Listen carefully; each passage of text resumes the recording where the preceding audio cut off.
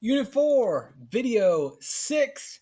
We're going to talk about the strengths and the weaknesses of the North and the South heading into the Civil War. Give you some basic facts. This is definitely going to show up on your APUS history guidelines. So the North, these are some dangerous oversimplifications. Warning, dangerous oversimplifications ahead. The North, for the most part, in general, is anti-slavery, believes in a strong federal government.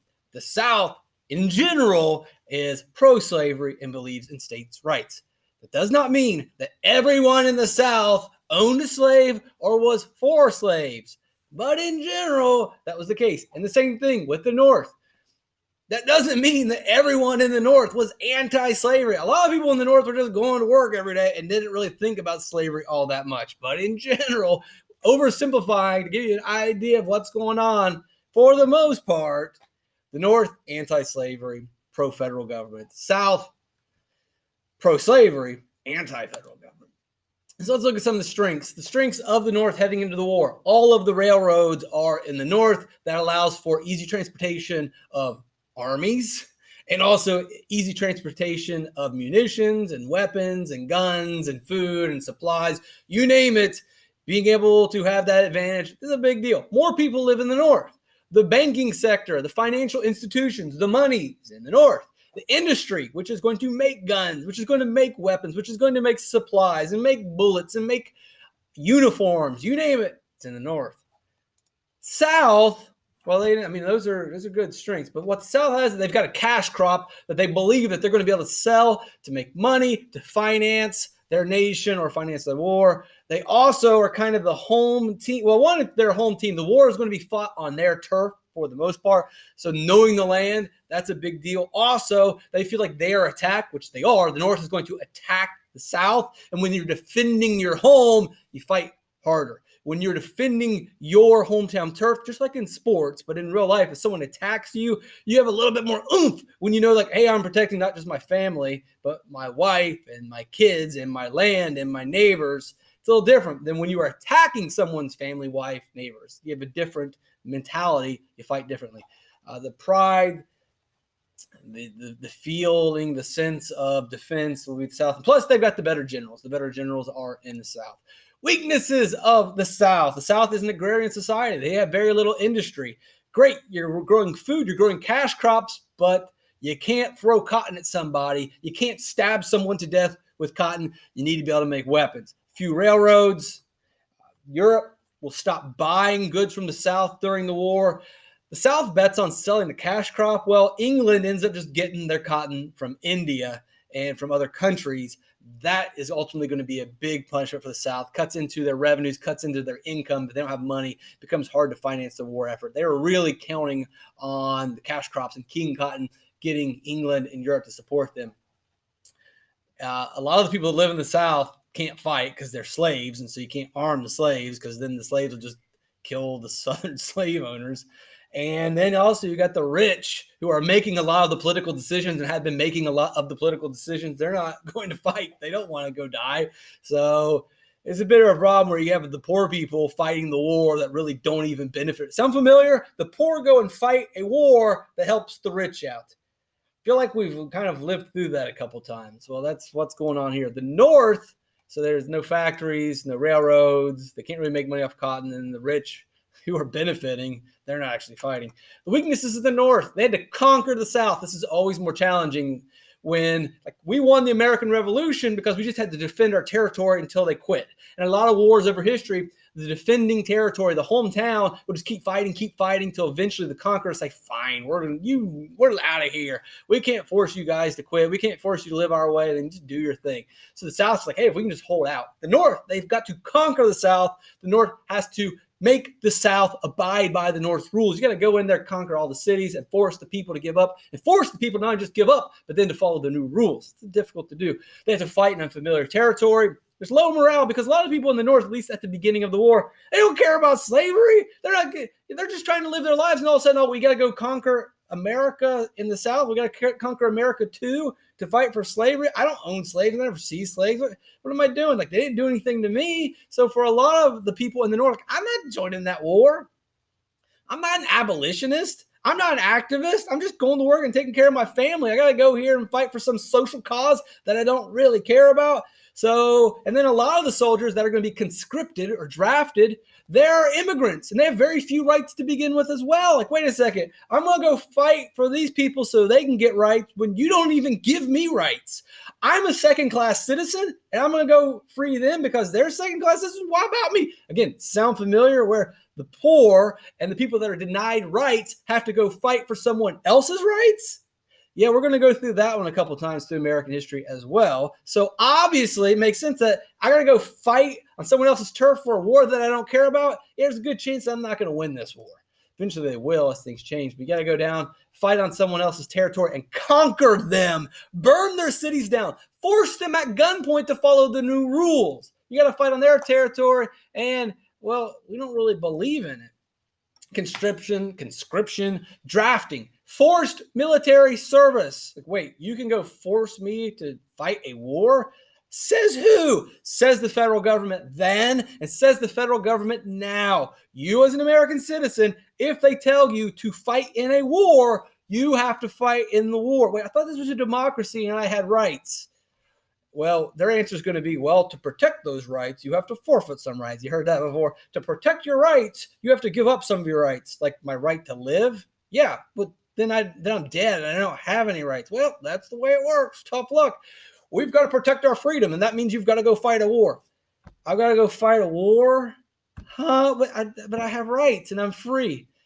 I know, doesn't make sense. But anyway, these are the rules. And so we got to win the war, so you got to go fight it. I don't want to go fight a war. And so there's going to be riots in New York. You can see the movie Gangs of New York where they talk about a lot of these riots, and you can see the people aren't that crazy. There is no United States at the time as well, right? This idea, like, I'm going to fight for my country. People weren't really all that about the country. There wasn't like this unifying presence.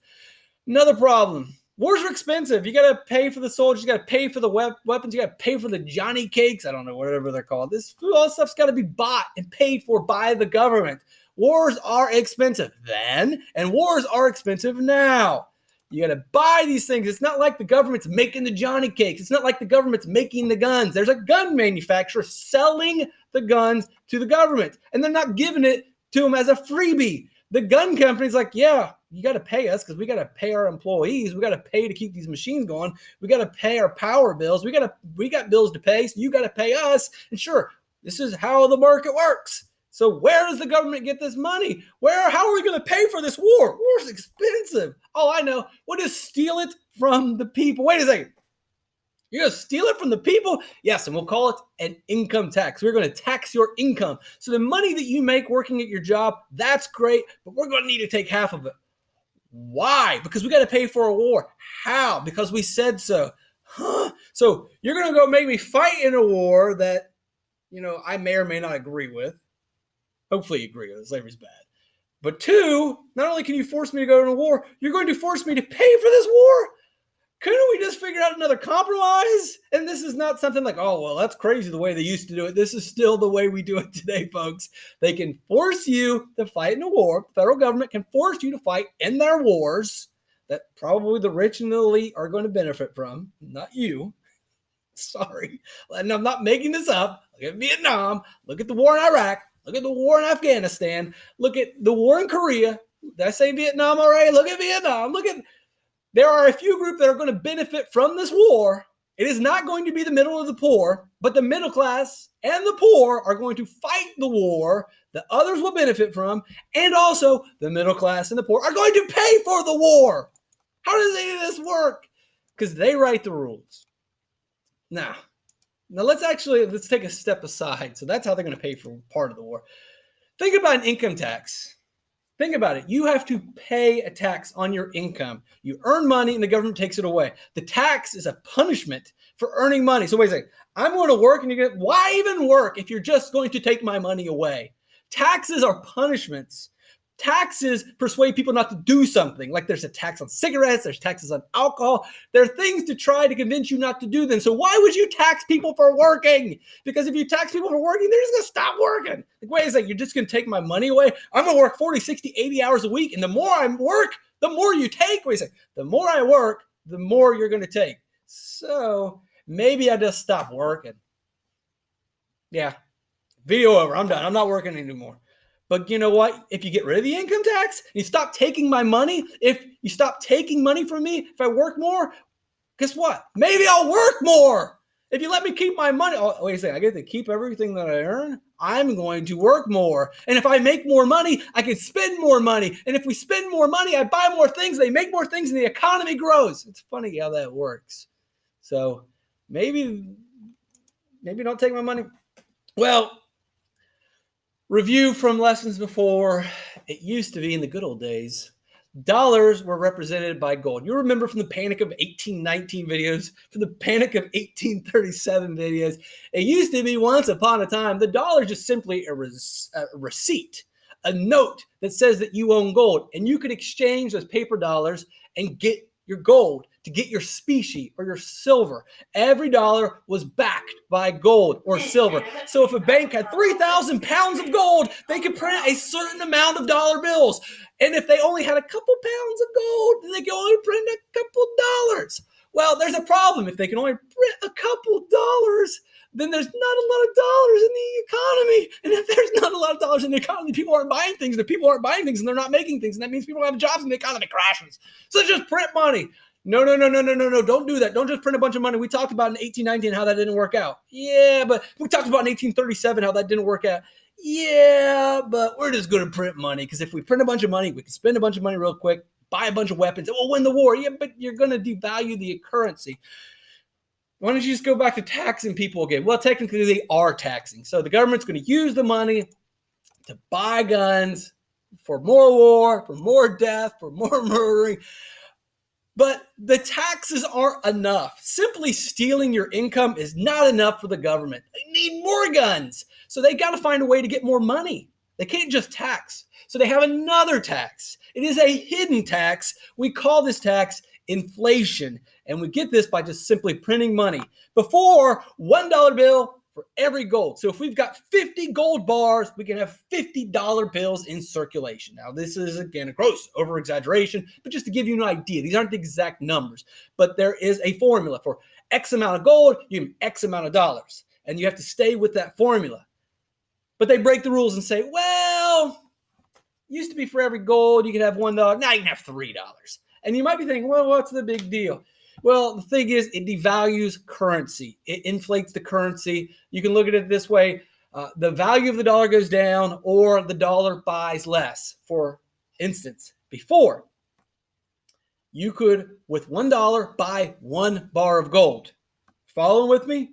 $1 could buy 1 bar of gold. Now, when they start printing more money, because they need money real quick to go buy weapons, through the natural occurrences and this phenomenon called inflation, and check out my inflation video for Thomas Sowell, and also my inflation is a hidden tax video that'll explain this in much better detail. Now, what you used to buy with $1 now costs you $3. And you've lived through this. You go to the store and buy a gallon of milk, and all of a sudden, wait, a gallon of milk costs me $3. Santita chips used to be $2. Now a bag of Santita chips, which are really just naked Doritos, are $2.22. That is inflation. That is the object or the result of printing more money and not having anything to back it up. That is inflation. It's a hidden tax. If you had money in the bank that you've been saving your entire life, boom, pow, that magically that money is worth less. What? Yeah, you used to have money in the bank. Now it buys less. You've been saving your whole life $100,000. Well, that $100,000 that you saved only buys $50,000 of real good now. How did that happen? They printed more money. They devalued your currency. Now, when they printed money, they spent it and bought what they needed and basically, technically, kind of just stole money from you. They tax you, the federal government, and then they also can steal your money by simply printing more money, which is what they're doing today, which is what they did yesterday, which is what they did during the Civil War, which is what they did in the Panic of 1819, which is what they did in the Panic of 1837, and all the panics to come, and the Great Depression, and the Great Recession. They can tax you to steal your money, and there's nothing you can do about it, but you kind of know what's going on. But the inflation game is hidden. It's a secret tax that no one wants to talk about. But they're stealing your money again. They're making your money worth less. And you don't even realize it's going on. Sweet job, government. Can they, I mean, they always find a new way. You wonder why people were against the federal government. You wonder why these wars happen. You wonder why there's civil wars. You wonder why people were crazy in the street. They're stealing money from each other. It's not good. Now, that's not the big picture. We just really want to talk about the strengths and the weaknesses. We're getting off on a tangent, but I love the tangents. You know I do. Socialstudiesgames.net, if you want to see the study guide that's going to outline it for you. Like, here are the specific strengths. Here are the specific weaknesses. Here's how to get a 5 on your AP US history test. Do not talk about this on your AP. This is not how you get a 5 on your AP US history test. This is how you understand to get a 5 in life. This is how you get a 5 in life, but you'll get a 1 on your AP history test if you mark this as A, B, C, or D.